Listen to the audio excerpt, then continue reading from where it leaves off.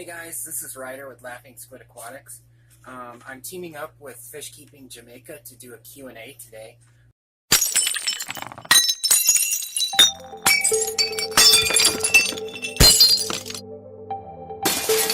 Welcome to another episode of Fish Keeping Jamaica. Today I'll be interviewing another young individual within the fish keeping hobby. I'll be asking him a few questions. I hope that you will support by watching this video and also by watching his video, as he also have the task of asking me a few questions. We'll be doing some collabs in the coming weeks, and I hope that you'll find these collabs interesting. Now, the name of this person is Laughing Squid. Now, I asked him the question, so why the name Laughing Squid? And this is what he had to say. Why the name Laughing Squid Aquatics? I came up with this idea about 5 years ago. I had seen this picture of like a little happy squid, and it just got in my head. I was like, wouldn't it be cool to have an aquatic company with like a little laughing squid on it, to have this little logo, I guess. I'm still creating at the moment, which in my channel coming up here in the next like month or so, I think I have my order of my logo completed, so you will see a laughing squid that appears at the beginning of my videos. But I just thought it was a neat idea. It was cute and it was kind of heartwarming, and hopefully I'm able to open up a actual brick and mortar business to sell fish. Right now I'm selling fish out of my tank with plants and things like that, and I sell it over Aquabid or on the internet. So I just kind of got started with Laughing Squid Aquatics just a couple years ago, and now it's gotten kind of serious. I asked him then, what inspired you to become a part of the fish keeping hobby or the fish keeping community? And this is what he said also. What inspired me to become a part of the fish keeping community? I kind of stumbled into it. I really got into doing tanks seriously, I would say, about 4 years ago. And that's when I really started setting up a lot of tanks. As Laughing Squid Aquatics, I was actually going out and setting up tanks for people and doing custom orders, finding them rare fish or rare invertebrates, plants, things like that, and setting those up.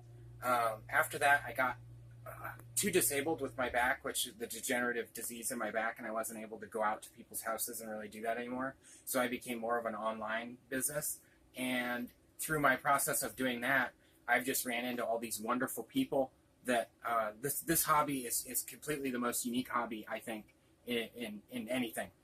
This hobby, you have people that just immediately, they're just bonded with you. They'll do anything for you. Everybody shares their experience and their tips, and it's awesome. So I stumbled into this community, and I'm really glad that Interesting, I did. right?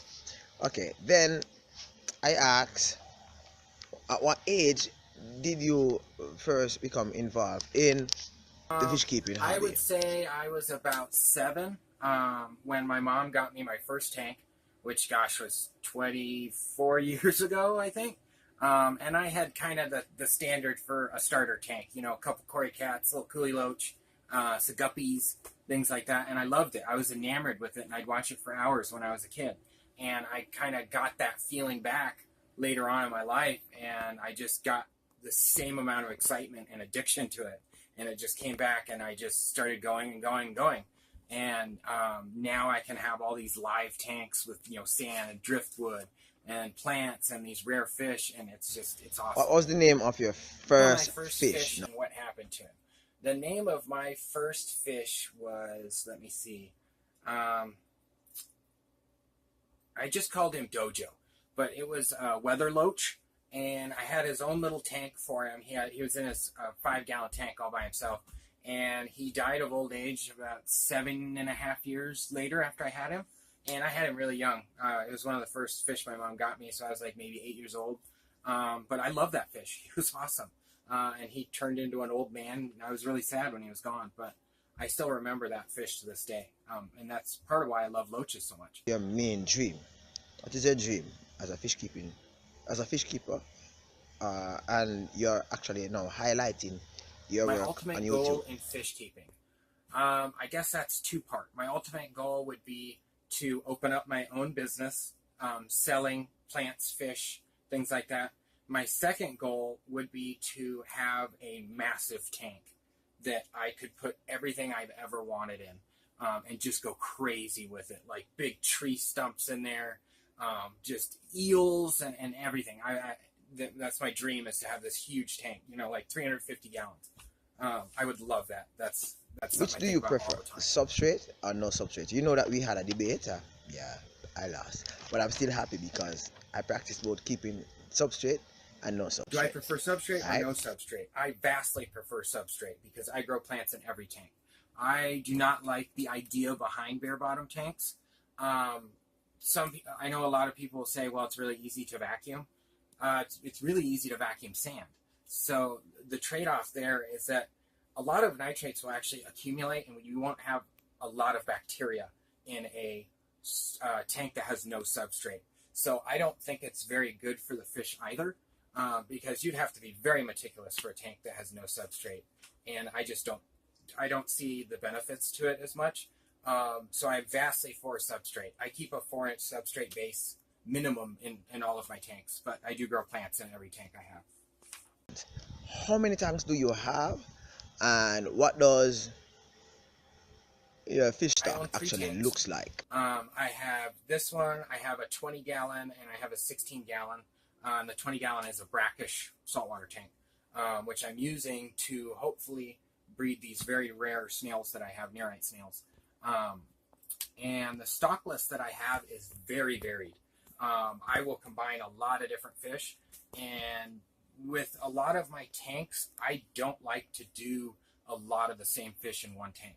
I like to do a diverse fish list. So I don't want 50 mollies or 50 neons in one tank.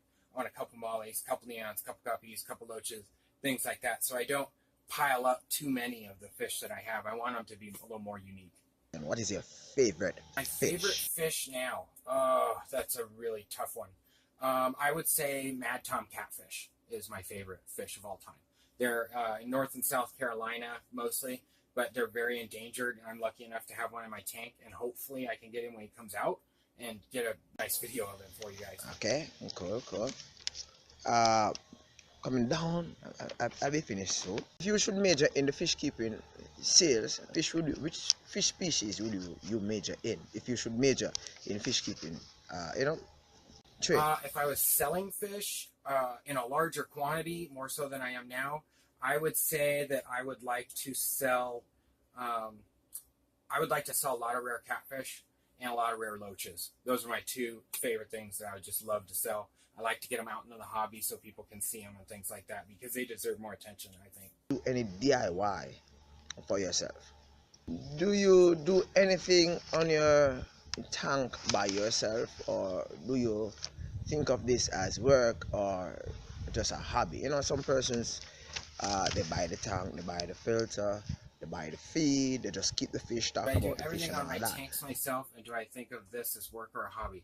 I do not do everything myself. I have my wife help me on most of what I do with the tank, whether it's water changes or planting plants or stocking fish. She helps me with everything, which is a huge help. I love my wife to death. I'm not afraid to say it. We've been together for 7 years, and we do everything together. I have a lot of fish in here that are her favorite fish. And I love the fact that she watches them all the time. She's just as interested in the hobby as I am. And I do not see this as work. I see it as a hobby, and it's almost better than a hobby. It's every day. I'm thinking about fish. I'm doing something with fish. So it's become something that is so fun. I just have to do it as much as I can. And I hope other people can see that, and they can have that excitement too. Well, thank you, Laughing Squid, for giving me the opportunity to interview you. I know that a lot of persons were not aware of your channel, so this will give them the medium. The thing about YouTube is that persons only click on the videos that really they are interested in. So I might have 800 and odd subscribers, but the 800 and odd subscribers, sometimes they do not click on, or they do not watch videos that they don't think really. I know that with this video they should, because it's really interesting. I'm very humbled. This is my dream. This is what I love doing. And to be invited by a guy with the experience and the caliber of Fish Keeping Jamaica to put me on your channel. I'm very grateful. Thank you, and thank you guys for watching. Thank you for joining another Fish Keeping Jamaica. Tune to Laughing Squid channel, which is placed in the description below, which you can link, and you should enjoy. Bye bye.